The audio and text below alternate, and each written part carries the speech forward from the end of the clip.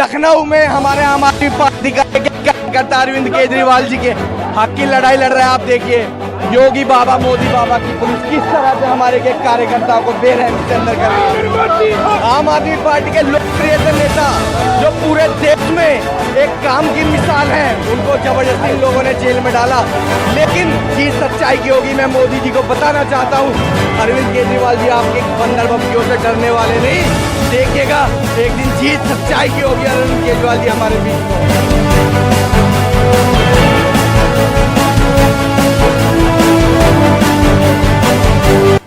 मजाक बना रखा है इस देश के संविधान का।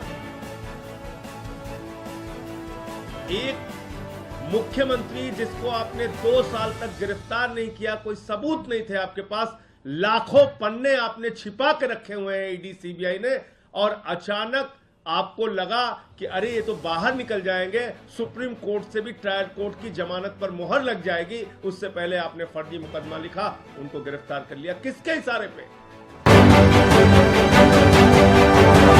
और वो फैसला ये कहता है ईडी के पास कोई सबूत नहीं है अरविंद केजरीवाल के खिलाफ। ईडी दुर्भावना से काम कर रही है अरविंद केजरीवाल के खिलाफ। ईडी के पास कोई मनी ट्रेल नहीं है, कोई सबूत नहीं है, पैसे की बरामदगी नहीं है, और इसलिए अरविंद केजरीवाल निर्दोष हैं।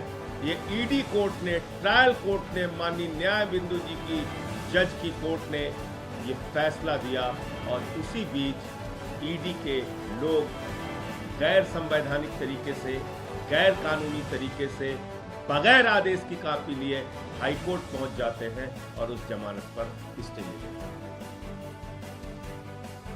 अब केंद्र सरकार को लगा कि अरे ये तो केजरीवाल बाहर निकल जाएंगे।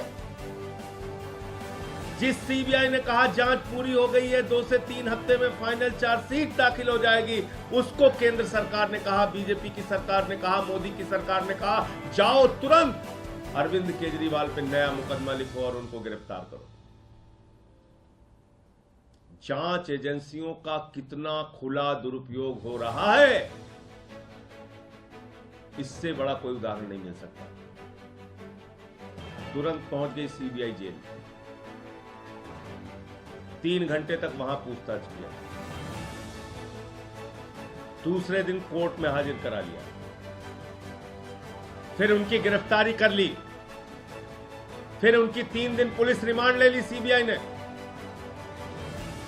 और 3 दिन के बाद आके कह दिया साहब अब जांच नहीं करनी, इनको जुडिशियल कस्टडी में दे दीजिए।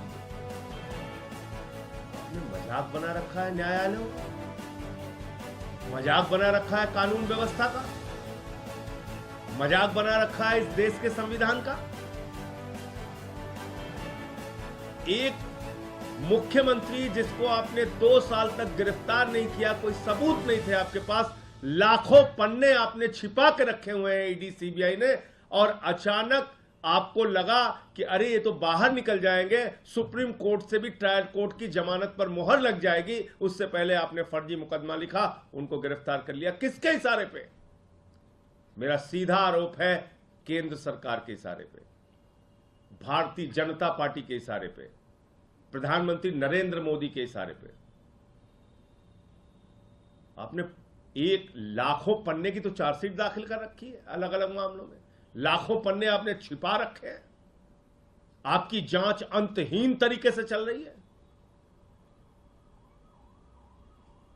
मुकदमे पे मुकदमा लिखे जा रहे हो।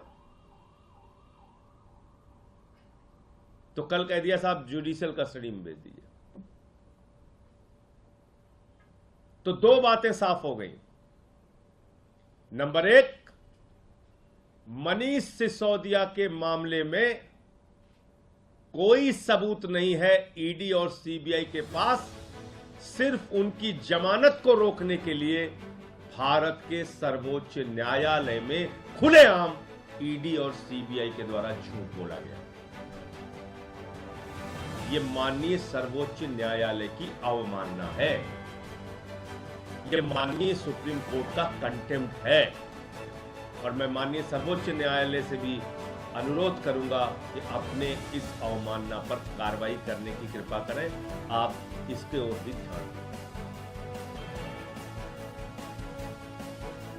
मोदी जी की एजेंसियां सुप्रीम कोर्ट में जाके झूठ बोल रही है, फिर बचेगा क्या? दूसरी बात,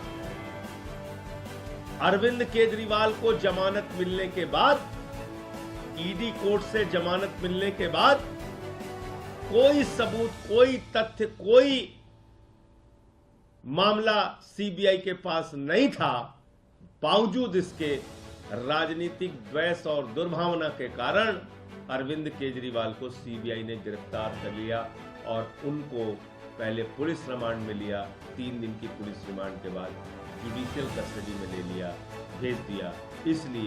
इसलिए भेजा कि अब अगर ट्रायल कोर्ट की जमानत पर सुप्रीम कोर्ट की मोहर लगती है तो कम से कम सीबीआई के एक मामले में फिर से जमानत करानी पड़ेगी।